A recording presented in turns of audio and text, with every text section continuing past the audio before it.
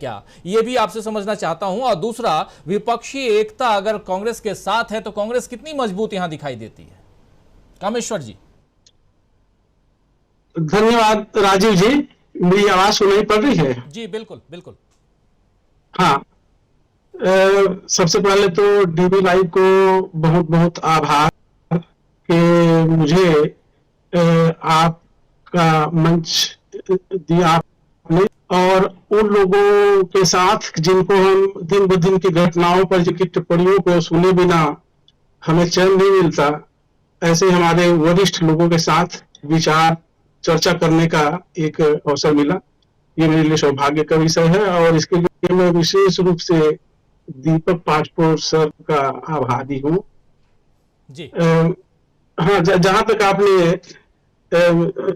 आज राजनीतिक परिस्थितियों पर पूछा है, तो सबसे पहले अभी एक कल ही घोषित 2000 रुपये की नोटबंदी को लेना चाहूंगा। मुझे इसमें यही लगता है कि अब बीजेपी की राजनीति दिशा विहीन होती जा रही है, और उसका कारण यही लगता है कि वो उसके जो योजनाएं हैं या कार्रवाई है उनमें संगतियां नहीं दिख रही, और सभी फ्रंटों पर वो कुछ विचलित सी नजर आ रही है। अभी इस 2000 रुपये की नोटबंदी की आवश्यकता क्यों आ पड़ी होगी या क्यों सोचा गया होगा, क्योंकि नोटबंदी का मामला ही बड़ा ही विवादास्पद है और उसका प्रभाव है जनता में। भले ही बीजेपी सत्ता में आई, अब आती रही है, लेकिन नोटबंदी से प्रभावित जनता भी है, तो उस प्रसंग को फिर क्यों उभारना। तो कोई भी राजनीतिक दल और खास करके बीजेपी किसी चीज को ऐसे ही नहीं कर लेती निर्देश, हर चीज में उसका उद्देश्य छिपा रहता है, और वो छिपा हुआ उद्देश्य हमेशा हमारे लोकतंत्र के खिलाफ ही नजर आता है, क्योंकि उनकी नजर हमारे लोकतंत्र की ओर बढ़ने की ओर नहीं रहती, उनमें कुछ उद्देश्य छिपा रहता है। तो मैं तो ये कहूंगा कि इस 2000 रुपये की नोटबंदी पर भी कोई उद्देश्य छिपा होगा।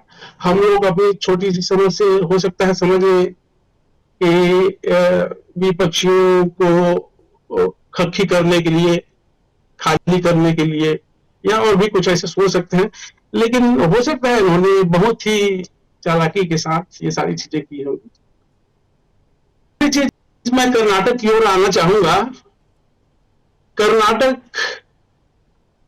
में कांग्रेस की जो विजय है, लोकतंत्र को जो भाग रहा था, जो खींचा जा रहा था, उसको पकड़ लिया है कम से कम।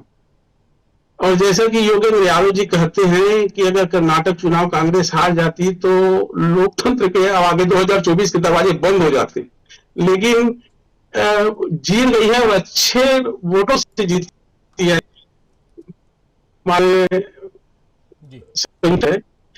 तो ये उसके 2024 के द्वार को हमारे लिए खोले हुई है, ये उसका महत्व है।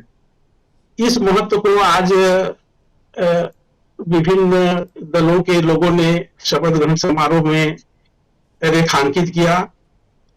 उस पर विवाद भी हुए कि फलाने को क्यों नहीं बुलाया गया, फलाने क्यों नहीं बुलाया गया।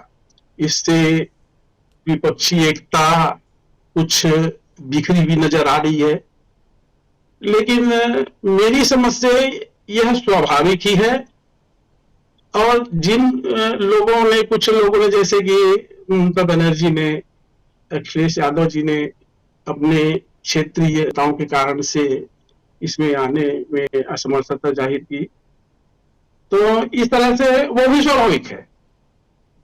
सबकी अपनी अपनी रणनीति जो पूरी तरह धीरे धीरे खुलेगी, और असल में सब ने जान लिया है कि हम एकजुट होकर अभी की इस सत्ता को उखाड़ नहीं फेंक पाते तो हम उखड़ जाएंगे, हमारा अस्तित्व समाप्त हो जाएगा।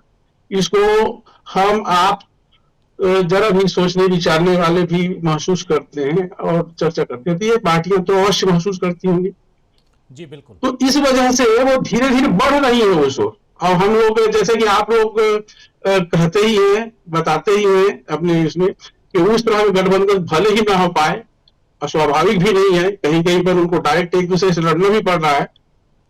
तो इस तरह से इवॉल्व होगा वो एकता, विपक्षी एकता, लेकिन है कि एक टारगेट है उनको, तो उनको व्यावहारिक होकर उस ओर आगे बढ़ना होगा।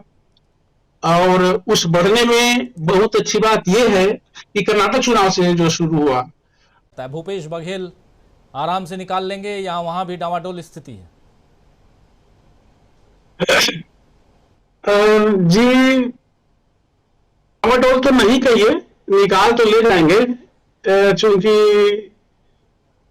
उन पर भी पिछली सरकारों की तरह आरोप लग रहे हैं, और खास करके सीबीआई और ईडी लगातार रेड में जनता ने कुछ न कुछ असर तो डाला है, और ये लोग प्रचार करने में माहिर हैं, तो जगह जगह प्रचार भी कर रहे हैं इन सब कारणों।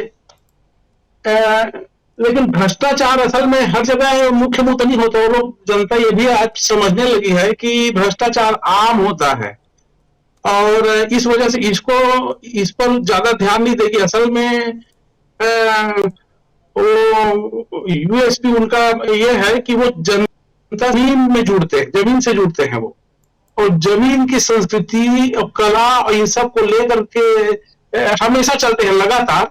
तो उसमें क्या है कि लोग उनको अपने बीच का मानते हैं, वो छत्तीसगढ़ीपन उनमें पाते हैं। तो ये उनका, लेकिन ये क्या है, उनका राइवलरी का हमेशा रहता है शिंदे जी के साथ में, और उनको उनकी महत्वाकांक्षाओं को भड़काते भी रहते हैं, मीडिया भड़काती है, विपक्षी भी भड़काते रहते हैं, तो वो थोड़ा सा खतरा हमेशा बना रहता है। अभी तक सिंह साहब ने उस तरह का वो नहीं दिखाया है, केवल अपनी महत्वाकांक्षाओं को जरूर दिखाया है। तो मैं समझता हूं कि जिस बहुमत की संख्या में है छत्तीसगढ़ में है, वो अभी भी यहाँ तो निकाल ले जाएंगे। अब मुझे तो मध्य प्रदेश में भी ये लगता है, हालांकि जैसा कि आदरणीय श्रवण गर्ग सर ने ही शायद कभी कहा था कि वो आगे की ये जो लड़ाई वो सामाजिक न्याय और सनातन के बीच की लड़ाई बन गई है, और उसी तरह बनती जा रही है। वो स्पष्ट हो रहा, वो लड़ाई स्पष्ट हो रही है कि सामाजिक न्याय है एक तरफ, और दूसरी तरफ है सनातन। तो इसीलिए बागेश्वर धाम के लोग धीरेन्द्र शास्त्री को छोड़े जा रहे हैं, वो बिहार से लेकर के छत्तीसगढ़ से लेकर कहां झावा भिंडी मारे को मार रहे हैं, बॉम्बे से लेकर के चल रही हैं। अब देखिए किस करवट बैठता है। एक तरफ तो पैसा पूंजी सभी चीजें हैं, और दूसरी लोग अब उठ खड़े हुए हैं। कांग्रेस में उत्साह चलने के बाद से सामाजिक कार्यकर्ता भी उठ खड़े हुए हैं, बुद्धिजीवी भी उठ खड़े हुए हैं। देखिए किस करवट लेता है ऊँट। बस इतना ही संक्षिप्त में किस करवट बैठता है ऊँट, और खासकर कांग्रेस के